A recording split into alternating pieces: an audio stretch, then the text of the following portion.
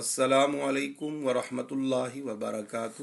در صدف کا یہ سوال ہے کہ تعصب کی تعریف اور اس کا حکم کیا ہے۔ تعصب عصب سے بنا ہے اور اس کا معنی ہے قوت، طاقت، اور اس کی عرفی تعریف یہ ہے کہ کسی کا اپنی قوم، قبیلہ اور جماعت کی حمایت کرنا۔ اب یہ حمایت حق پر بھی ہو سکتی ہے اور ناحق بھی ہو سکتی ہے۔ اگر یہ حق پر ہو تو یہ جائز ہے، اور ناحق ہو تو یہ حرام ہے، ناجائز ہے۔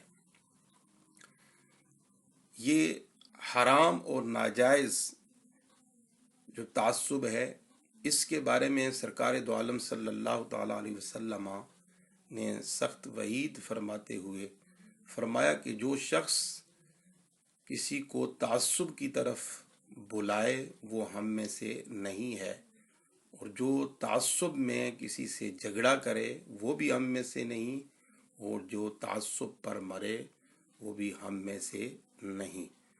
تو خلاصہ یہ ہے کہ تعصب اگر حق پر ہو تو اس کی اجازت ہے، اور اگر ظلم پر ہو تو یہ حرام ہے، اور اس کے بارے میں سخت ترین سرکار نے وعید فرمائی ہے۔ اللہ تعالی ہمیں ظلم پر تعصب سے محفوظ فرمائے اور تعصب سے بچنے کی توفیق نصیب فرمائے، آمین۔